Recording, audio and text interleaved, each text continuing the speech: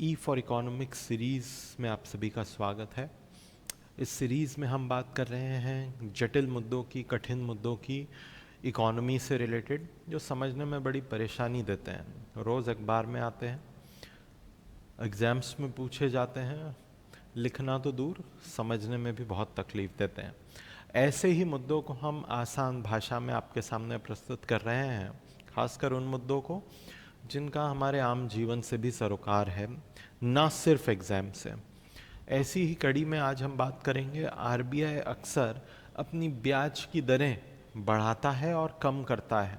क्या होती है आरबीआई की ब्याज की दरें, किस बड़े फ्रेमवर्क के तहत वो ऐसा करता है, और इसका क्या आपके और हमारे जीवन से कुछ प्रभाव, हमारे आपके और हमारे जीवन पे कुछ प्रभाव पड़ता है। इन सब मुद्दों पर आज हम तफसील से बात करेंगे कि what are the various tools of RBI under its monetary policy domain. Without taking any of your further precious time, let me move towards the part. News में क्यों था? न्यूज़ में इसलिए था क्योंकि आरबीआई ने फरवरी 2025, फिर अप्रैल 2025 और अब जून 2025, इन तीनों वक्त पर अपनी ब्याज की दरें घटाई है। फरवरी 2025 में आरबीआई ने 0.25 परसेंटेज पॉइंट से अपनी इंटरेस्ट रेट्स कम करी थी। फिर अप्रैल 2025 में वापस 0.25 परसेंटेज पॉइंट से, और अभी जून 2025 में 0.5 परसेंटेज पॉइंट से। अखबार के पहले पन्ने पर, सभी अखबार के, कोई एक्सेप्शन नहीं लगा रहा हूँ, सभी अखबारों के फ्रंट पेज पर खबरें थी कि आरबीआई ने अपनी रेपो रेट कम करी। RBI reduces it's repo rate by 0.5 percentage point कह लूँ या फिर 50 बेसिस पॉइंट कह लूँ, एक ही बात है। अब क्या होती है आरबीआई की ब्याज की दर, और इसका क्या आपके किश्त पे कोई प्रभाव पड़ता है? आपके घर लेने के सपने पे, गाड़ी लेने के सपने पे कोई प्रभाव पड़ता है? हाँ, इस चीज़ को समझने के लिए let us first understand what is this rate. यहाँ पर एक वर्ड हमने इस्तेमाल करा है, रेपो रेट। अब अगर आप आरबीआई के फंक्शंस कहीं पढ़े होंगे आपने, तो आपको इतना तो आम जीवन में आसपास देखकर भी महसूस होता हो कि आरबीआई के कुछ काम इस प्रकार हैं। आरबीआई नोट छापने का काम करता है, उसमें एक्सेप्शन है, उस पर नहीं जाएंगे। कुल मिला के नोट छापने का एक काम करता है। बैंकर्स का बैंक है, जो सुविधा हमारे बैंकर्स हमें देते हैं वही सुविधा आरबीआई बैंक्स को देता है। तो बैंकर्स का बैंक आरबीआई है, सरकार का बैंकर आरबीआई है। सरकार अपना एक्स्ट्रा पैसा आरबीआई में रखती है, आरबीआई के मार्फत अपने पेमेंट्स करती है। और आरबीआई बाजार में पैसे की सप्लाई का कंट्रोलर है। आरबीआई के हाथ में है रिमोट कंट्रोल कि किस रफ्तार से कितना पैसा, कितना सस्ता और कितना महंगा पैसा बाजार में घूमेगा। रिमोट का एक बटन दबाएंगे, एक टूल दबाएंगे तो पैसा महंगा हो जाएगा, कम हो जाएगा।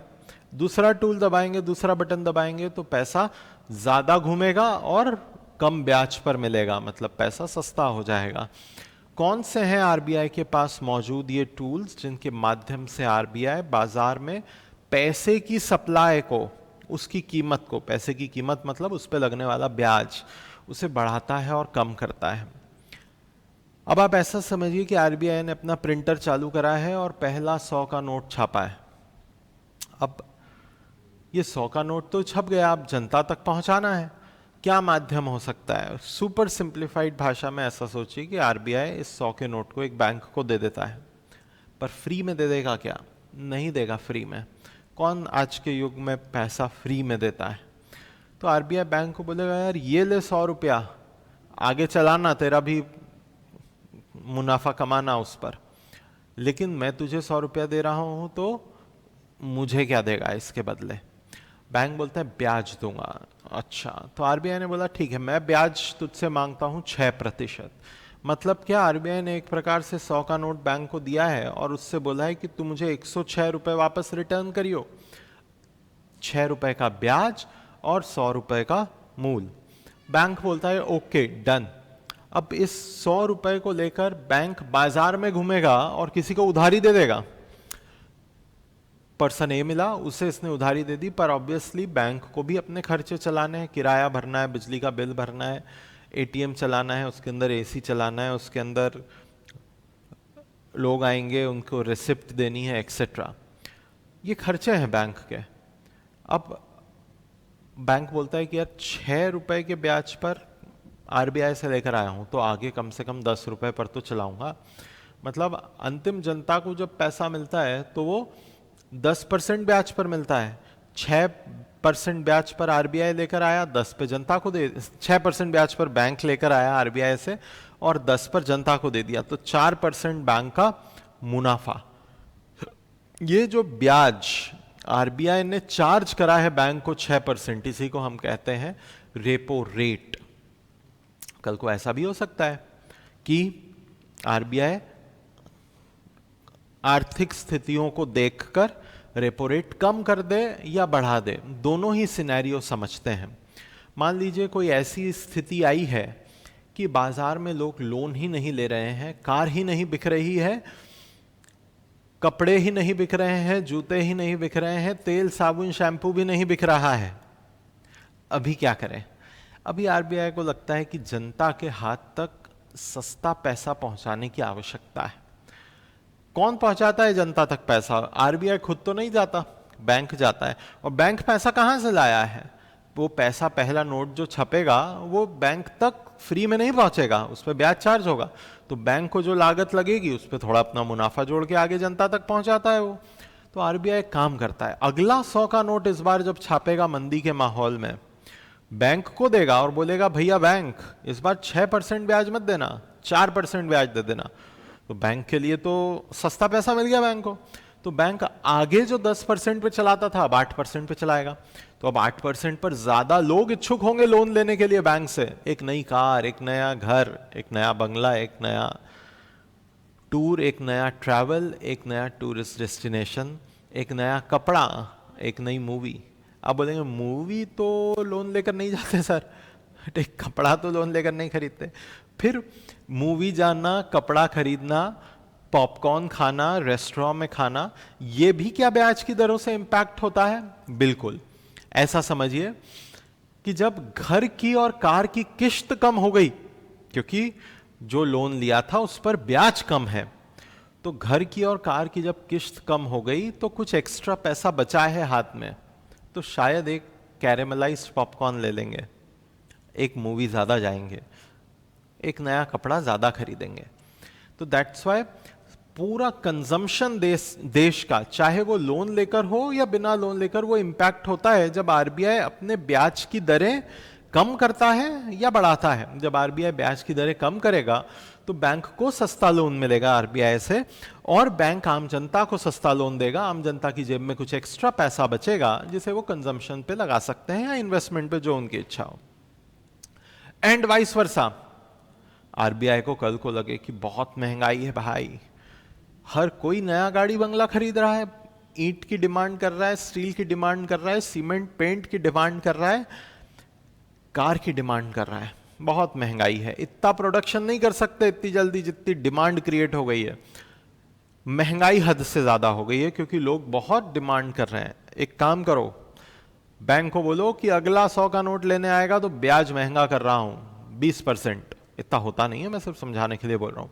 अब बैंक अगर 20% पर आरबीआई से पैसा लेकर आ रहा है तो आगे कम से कम 25-30 पर तो चलाएगा, और जब आम जनता को लोन देगा 30% पर, आम जनता बोल देगी नहीं खरीदना घर और नहीं खरीदना कार, चुपचाप बैठे रहो।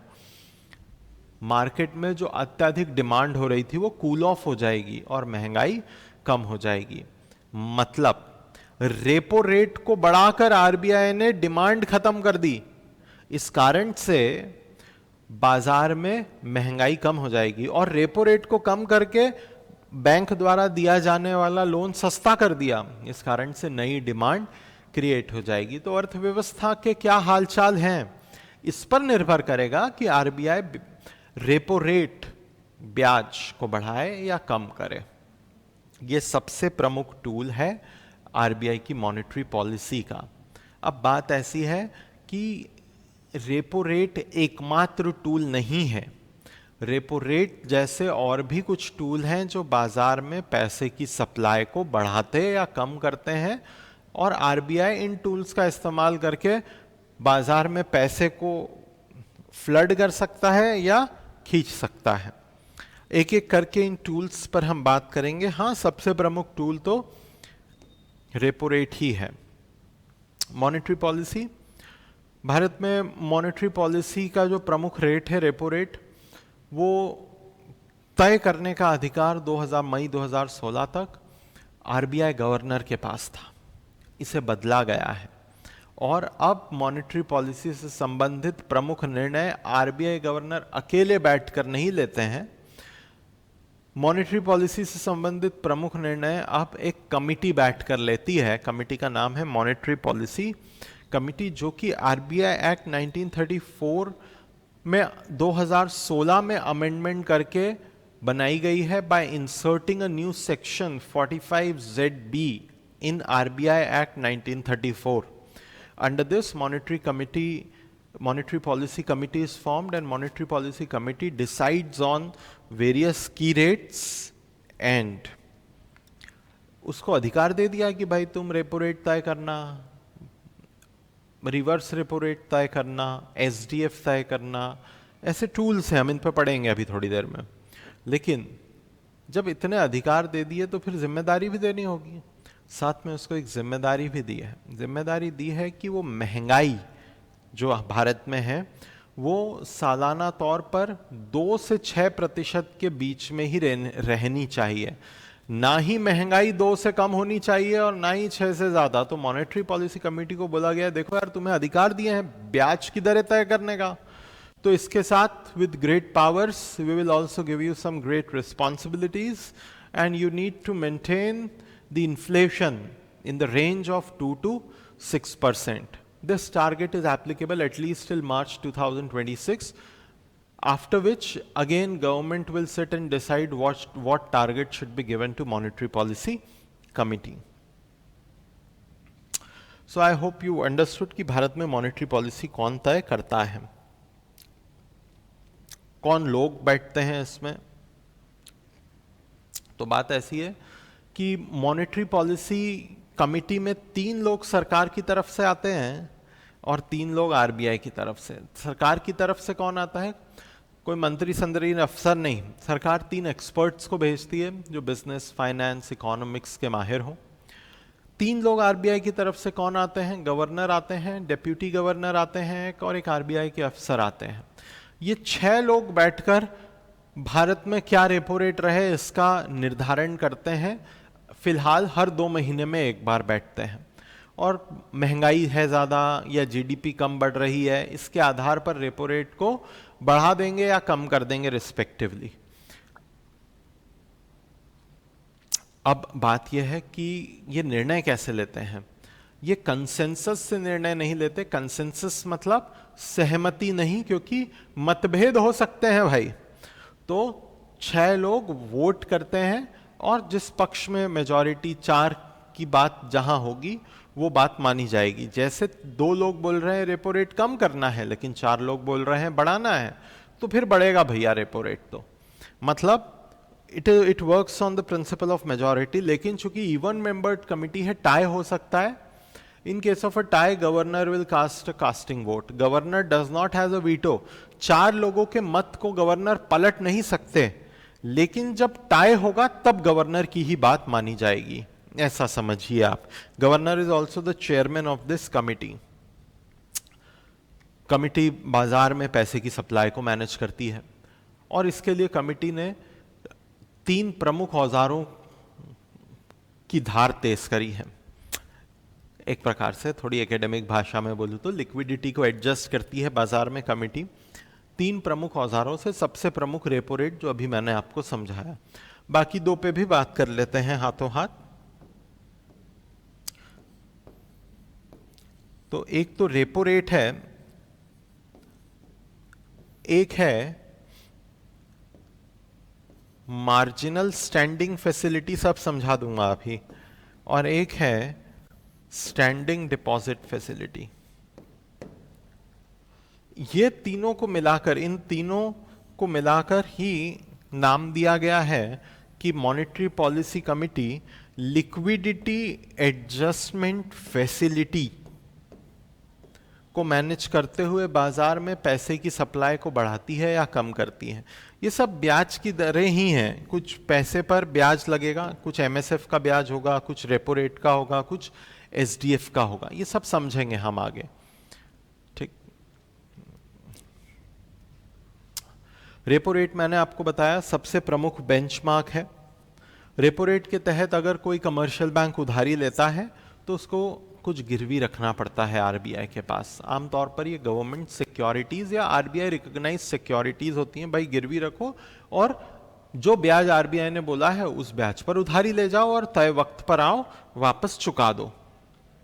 चूंकि कुछ गिरवी रखा जाता है इसलिए रेपो रेट की उधारी को हम कहते हैं कि भाई सिक्योर्ड लेंडिंग है। अनसिक्योर्ड लेंडिंग मतलब ऐसी उधारी जो बिना कुछ गिरवी रखे दी जाए। लेकिन रेपो रेट के तहत आरबीआई जब उधारी देता है बैंक को तो बैंक को बोलता है कि भाई बैंक कुछ गिरवी रख मेरे पास, तो बैंक आमतौर पर उसकी गवर्नमेंट सिक्योरिटीज गिरवी रख देता है और इसके बदले जितने रुपए की गवर्नमेंट सिक्योरिटी है उतने रुपए की उधारी आरबीआई बैंक को लगभग दे देगा। एक दूसरे टूल पे बात करते हैं, वो है स्टैंडिंग डिपॉजिट फैसिलिटी। पहला टूल था रेपो रेट, दूसरे टूल पे बात कर रहे हैं स्टैंडिंग डिपॉजिट फैसिलिटी। अब ये क्या होता है, देखिए जिस प्रकार बैंक आरबीआई से उधारी लेकर आया है, अब मामले को आप घुमा दीजिए। ऐसा हो सकता है कि बैंक के पास बहुत पैसा जमा हो और बैंक बोल रहा हो कि यार उधारी देने के लिए अभी उपयुक्त माहौल नहीं है, तब बैंक अपना एक्सेस कैश आरबीआई के पास जमा रख सकता है और इस पर आरबीआई बैंक को ब्याज देता है। ये जो ब्याज बैंक रिसीव करता है आरबीआई से, वो इसी फैसिलिटी स्टैंडिंग डिपॉजिट फैसिलिटी के तहत रिसीव करता है। कितना रिसीव करता है, जो भी रेपो रेट होगी उससे 0.25 परसेंटेज पॉइंट कम। जैसे फिलहाल आपको पता है कि आरबीआई ने, मैंने शुरुआत में बोला कि रेपो रेट को घटाया है और फिलहाल रेपो रेट 5.5 परसेंटेज है। जो स्टैंडिंग डिपॉजिट फैसिलिटी के तहत ब्याज की दर आरबीआई बैंक को पे करेगा वो इससे 0.25 परसेंटेज कम होगी। तो standing deposit facility is generally less than, is always less than repo rate. Repo currently is 5.5%, so SDF is 5.2%। अब एसडीएफ ने अप्रैल 2022 से रिवर्स रेपो रेट को रिप्लेस कर दिया है। अब रिवर्स रेपो रेट क्या होता है, सेम थिंग है। बैंक के पास एक्सेस कैश पड़ा है, आरबीआई के पास जमा कर दो, इस पर आरबीआई बैंक को ब्याज पे करेगा। तो आप बोलेंगे दोनों में अंतर क्या है? एक अंतर है, जब रिवर्स रेपो रेट के माध्यम से बैंक आरबीआई के पास पैसा जमा करेगा तब आरबीआई कुछ गवर्नमेंट सिक्योरिटीज भी बैंक को दे देगा गिरवी के तौर पर कि भाई तू मुझ पर विश्वास करके पैसा जमा कर रहा है, मैं तुझे गवर्नमेंट सिक्योरिटीज गिरवी रख देता हूं। ये सिक्योर्ड डिपॉजिट है। लेकिन एसडीएफ के तहत आरबीआई बैंक को कोई गवर्नमेंट सिक्योरिटीज गिरवी नहीं रखेगा और एसडीएफ के तहत बैंक जाकर आरबीआई के पास सिर्फ पैसा रखाएगा। एसडीएफ के तहत कोई कोलैटरल जमा नहीं करता आरबीआई बैंक को। रिवर्स रेपो रेट के तहत आरबीआई बैंक के पास कोलैटरल जमा करता है। दोनों की दरें सेम होती हैं, फिलहाल सेम है। तो मैं ऐसा कह सकता हूं कि बीच में मैं रेपो रेट को रखूं जो कि 5.5% है और नीचे में रिवर्स रेपो रेट जो होता था उसको रखूं। लेकिन अब रिवर्स रेपो रेट की जगह जो प्राइमरी टूल हो गया है वो स्टैंडिंग डिपॉजिट फैसिलिटी हो गया है और उसके ब्याज की दर 5.25%। तो ये एक कॉरिडोर बन रहा है लिक्विडिटी को मैनेज करने का। जो मैंने आपको बताया था लिक्विडिटी एडजस्टमेंट में क्या टूल्स हैं, उसमें एक रेपो रेट है, एक स्टैंडिंग डिपॉजिट फैसिलिटी है। यहां पर वही सब बातें बताई हैं जो मैं आपको बता चुका हूं। दूसरा मार्जिनल स्टैंडिंग फैसिलिटी। 2011 में क्या हुआ था, 2011 में टूल लॉन्च हुआ है कि एक बैंक दूसरी बैंक से जो छोटी अवधि की उधारी लेता था वो उधारियां सूख गई, ड्राई हो गई। एक बैंक दूसरे को उधारी नहीं दे रहा था या बहुत कम दे रहे थे, जो भी ट्रस्ट इश्यूज हों। इस कारण से जो एक बैंक दूसरे को उधारी देने पर जो ब्याज चार्ज करता है वो ब्याज शूट अप हो गया, बहुत बढ़ गया। ये तो किसी भी अच्छी अर्थव्यवस्था के लिए अच्छी बात नहीं है कि एक बैंक दूसरे को उधारी देने पर अत्यधिक ब्याज चार्ज करे। इससे मार्केट में कॉस्ट ऑफ मनी बहुत बढ़ जाती है। आरबीआई ने इंटरवीन करा और एक नया टूल लॉन्च करा। उस टूल का नाम है मार्जिनल स्टैंडिंग फैसिलिटी। इसके तहत, जस्ट अ मिनट,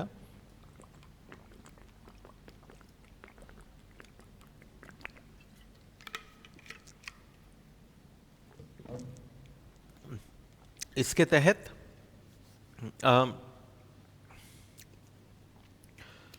बैंक जब देखें कि यार दूसरा बैंक तो मुझे बहुत महंगी उधारी दे रहा है, वो जा सकते हैं आरबीआई के पास और गवर्नमेंट सिक्योरिटीज गिरवी रखकर उधारी ले सकते हैं। आप बोलेंगे एक मिनट, ये तो रेपो में भी हो रहा था। फिर इसमें क्या अलग बात है, ध्यान से सुनिएगा। रेपो में क्या हो रहा था कि गवर्नमेंट सिक्योरिटीज गिरवी रखी जा रही थी आरबीआई के पास, लेकिन एसएलआर को बिल्कुल हाथ नहीं लगाया जा रहा था। एसएलआर के अलावा अगर बैंक के पास कोई गवर्नमेंट सिक्योरिटीज थी तो वो गिरवी रखी जा रही थी। लेकिन अगर ऐसी सिचुएशन आ जाए कि बैंक के पास तो गवर्नमेंट सिक्योरिटी है ही नहीं गिरवी रखने को, अभी तो रेपो पर नहीं ले पाएगा। लेकिन एक कानूनन प्रोविजन है, स्टैट्यूटरी लिक्विडिटी रेशो, जहां बैंक को हमेशा गवर्नमेंट सिक्योरिटीज लिक्विड एसेट्स के तौर पर खुद के पास रखी होनी चाहिए।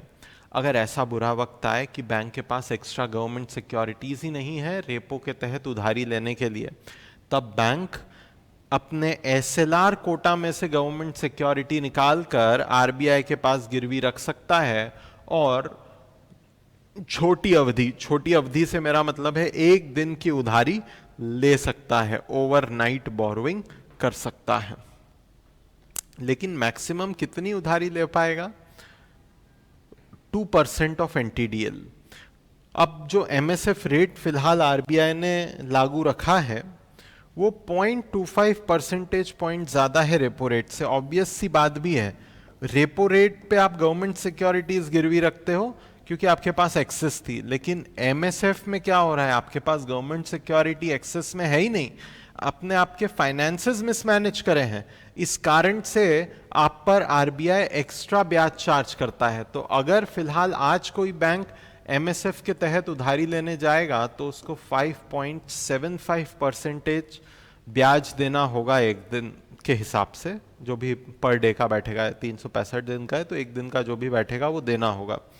तो मैं ऐसा भी कह सकता हूं यार अब कि जो लिक्विडिटी एडजस्टमेंट फैसिलिटी है उसके तहत निचले स्तर पर स्टैंडिंग डिपॉजिट फैसिलिटी आ गई है 5.25 परसेंटेज, बीच में रेपो रेट आ गया है 5.5 परसेंटेज और सबसे ऊपर एमएसएफ आ गया है 5.75%।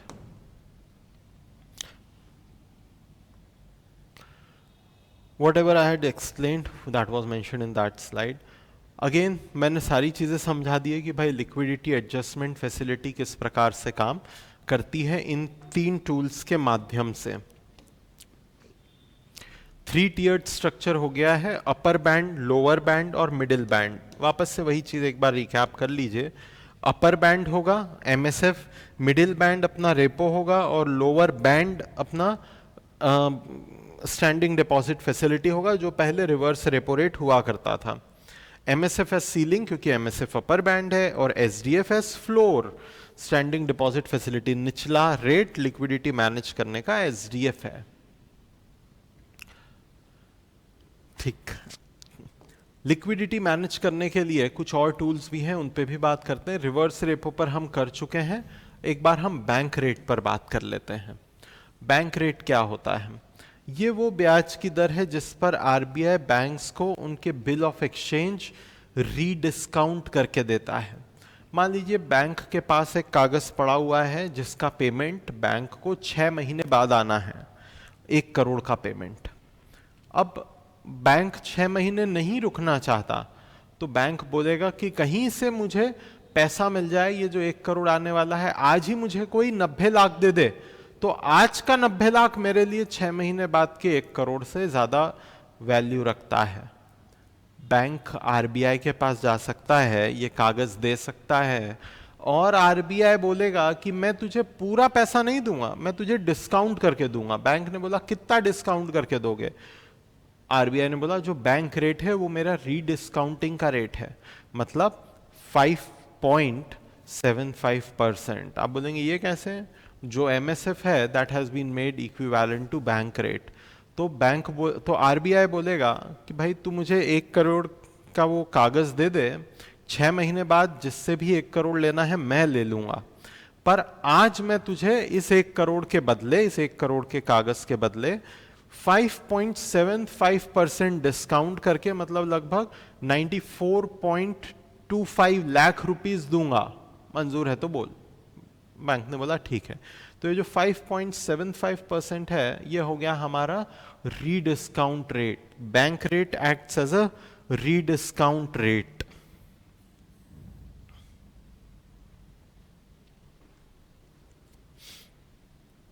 रिवर्स रेपो हम पहले ही समझ चुके हैं। You can read it. I have already explained rediscounting the bills of exchange at this rate.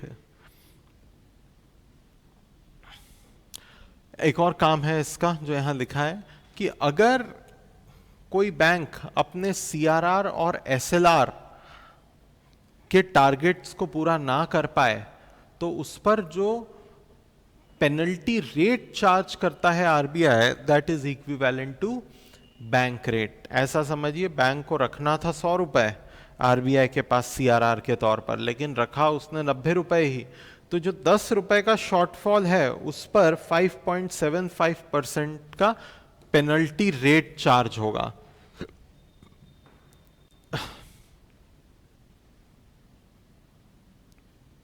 और जो एक और बात है मैंने अभी आपको बताई है कि bank rate is now made equivalent to MSF. जो जैसे एमएसएफ बदल जाएगा ऐसे ही बैंक रेट भी बदल जाएगा। तो MSF has been aligned with bank rate. ठीक है। कुल मिलाकर अगर मैं बैंक रेट के मुद्दे को समराइज करूं, let me go back and let me summarise here. तो बैंक रेट का पहला काम रीडिस्काउंटिंग रेट की तरह काम करता है, पेनल रेट की तरह काम करता है, और एक और चीज हमने देखी कि it has been aligned with, जो एमएसएफ होगा वही बैंक रेट हो जाएगा।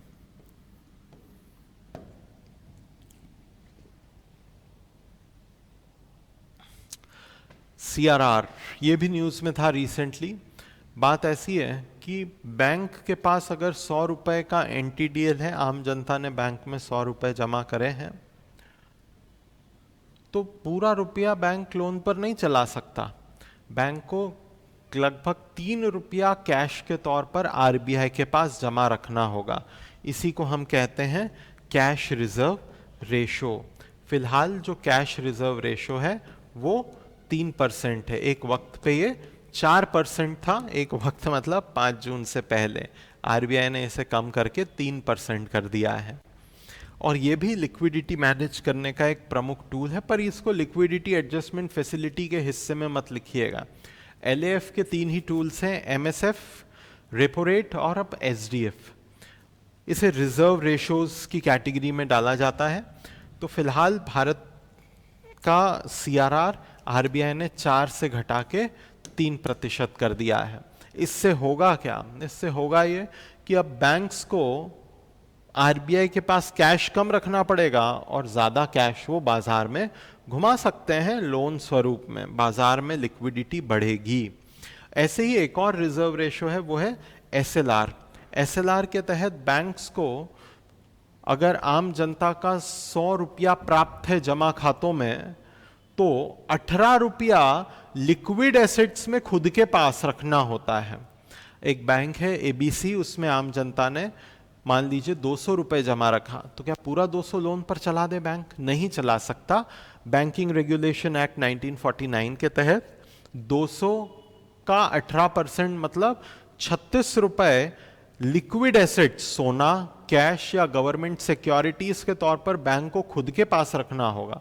बाकी जो बचा लगभग आप 160 मानिए 164, तो ये 164 154 ये आम जनता को लोन स्वरूप में चला सकता है, लेकिन लगभग 36 रुपीज। क्यों 36? 200 पर, क्योंकि 18% भारत का एसएलआर आरबीआई ने निर्धारित कर रखा है फिलहाल। तो भारतीय बैंक्स को 18 रुपए या 18% एसएलआर के तौर पर लिक्विड एसेट्स में खुद के पास रखने होंगे, बाकी पैसा तुम लोन पर चलाओ। इसी को हम कहते हैं एसएलआर। एसएलआर में बैंक्स क्या रख सकते हैं? गोल्ड रख सकते हैं, गवर्नमेंट सिक्योरिटीज रख सकते हैं, कैश रख सकते हैं, पर आमतौर पर कैश नहीं रखते। उसका कारण कि कैश से बैंक को कोई आमदनी नहीं होगी ना, गोल्ड बढ़ जाएगा, गवर्नमेंट सिक्योरिटीज ब्याज दे देंगी। तो ये दो रखते हैं प्रमुखता से। मैं आपको समझा चुका हूं सीआरआर और एसएलआर। आखिरी ओपन मार्केट ऑपरेशन। अभी तक आपने जो टूल देखे वो सब टूल्स बैंक के माध्यम से आरबीआई एग्जीक्यूट कर रहा था बाजार में पैसे की सप्लाई को बढ़ाने या कम करने के लिए। एक ऐसा टूल है जिसको एग्जीक्यूट आरबीआई खुद जाके बाजार में कर देगा, by selling and purchasing government securities. अगर आरबीआई को ऐसा लगता है कि भाई बाजार में तो बहुत ज्यादा पैसे की सप्लाई है, हर कोई किश्तों पे आईफोन खरीद रहा है, घर गाड़ी बंगला खरीद रहा है, हीरे जेवरात खरीद रहा है, बहुत डिमांड क्रिएट हो रही है, बहुत पैसा घूम रहा है, इससे महंगाई बढ़ रही है, अभी आरबीआई जाएगा और गवर्नमेंट सिक्योरिटीज बेचने लग जाएगा। बोलेगा जो मुझे 1 लाख रुपए देगा उसको 8% ब्याज दूंगा। तो जो बाजार में एक्सेस कैश था वो आरबीआई खींच लेगा। अब मेरे पास 1 लाख था तो मैं सोचूंगा अरे यार 1,08,000 हो जाएगा 1 साल बाद, दे दो आरबीआई को, अभी आईफोन डिले करो। तो डिमांड कम हो जाएगी और बाजार में पैसे की सप्लाई कम रहेगी। कम डिमांड मतलब महंगाई कम, और आरबीआई पैसा खींच कर ले जाएगा। तो by selling government securities RBI reduces the money supply in the economy and vice versa. हो सकता है आरबीआई को 1 साल बाद बाजार में बहुत मंदी दिख रही हो कि कोई कुछ खरीद ही नहीं रहा यार। अमेजन का बिग बिलियन डे, फ्लिपकार्ट का बिग बिलियन डे फेस्टिवल भी आकर गया और फिर भी किसी ने कुछ खरीदा नहीं। लोगों के हाथ में शायद पैसा नहीं है। एक काम करता हूं, वापस बाजार में जाता हूं और वो जो गवर्नमेंट सिक्योरिटीज बेची थी वो खरीद लेता हूं, इसके बदले ब्याज समेत पैसा दे देता हूं। तो आरबीआई बाजार में आएगा और बोलेगा जिसके पास गवर्नमेंट सिक्योरिटीज है मैं खरीद रहा हूं इस ब्याज पर, मुझे दे दो और इसके बदले ब्याज समेत पैसा ले लो। अभी बाजार में लोगों के हाथ में पैसा पहुंचेगा, मार्केट में नई डिमांड क्रिएट होगी और नया प्रोडक्शन वापस से होने लगेगा, जीडीपी बढ़ने लगेगी। तो RBI by selling government securities reduces the money supply and by purchasing government securities increases the money supply in the economy. This buying and selling of government securities is known as open market operations. कुल मिलाकर अगर मैं बात करूं तो RBI अपनी monetary policy के माध्यम से इन्फ्लेशन को मैनेज करता है। आरबीआई अपनी मॉनेटरी पॉलिसी में प्रोजेक्शंस देता है, महंगाई क्या रहने वाली है, जीडीपी ग्रोथ रेट क्या रहने वाली है, अर्थव्यवस्था का असेसमेंट देता है, रिव्यू करता है खुद के परफॉर्मेंस को, इकोनॉमी के परफॉर्मेंस को। फिलहाल स्थिति यह है कि आरबीआई ने इस साल जोर से ब्याज की दरों में कटौती करी है। आरबीआई का ऐसा रुख जब वो ब्याज की दरों में कटौती की बात करे या उसकी संभावना दर्शाए, उसको हम डोविश कह सकते हैं या उसको हम एकोमोडेटिव मॉनेटरी पॉलिसी कह सकते हैं। आरबीआई का ऐसा रुख जब वो ब्याज की दरों को बढ़ाने की बात करे या बढ़ा दे, ऐसी नीति को हम या तो हॉकिश कह सकते हैं या रेस्ट्रिक्टिव मॉनेटरी पॉलिसी कह सकते हैं। और ऐसा रुख जब आरबीआई बोले कि मैं कुछ नहीं कह सकता आगे क्या होगा, मैं दोनों करवट बैठ सकता हूं, बढ़ा भी सकता हूं, कम भी कर सकता हूं, मैं अर्थव्यवस्था का आकलन करके बताऊंगा। तो ऐसे रुख को हम कहते हैं न्यूट्रल। तो RBI from February had a accommodative monetary policy, कि उसने बोला था ब्याज की दरें कम होगी, और बढ़िया कम करी है उसने अप्रैल में, फरवरी में, अप्रैल में और जून में। लेकिन अब जून में आके आरबीआई के गवर्नर साहब बोल गए हैं कि मैं अपना रुख अब बदल रहा हूं और एकोमोडेटिव से न्यूट्रल कर रहा हूं। तो हो सकता है आगे हमें ब्याज की दरों में कटौती ना मिले, हो सकता है मिल भी जाए, पर फिलहाल उन्होंने अपना रुख न्यूट्रल कर दिया है। I hope you got these terms to be accommodative and to be neutral. अगर कल को आरबीआई गवर्नर बोले मैं रेस्ट्रिक्टिव हो रहा हूं, मतलब आप समझिए वो ब्याज की दरें बढ़ा देंगे आगे कभी तो। So I hope you got this discussion on monetary policy tools, how it impacts us, हमारी किश्तों पर, हमारे घर पर, हमारी गाड़ी पर और हमारे पॉपकॉर्न पर कैसे असर डालता है। ऐसे ही और ई फॉर इकोनॉमिक्स सीरीज में आर्थिक मुद्दे आपकी यूपीएससी और एमपीपीएससी मेंस के लिए लेकर हम आते रहेंगे। धन्यवाद।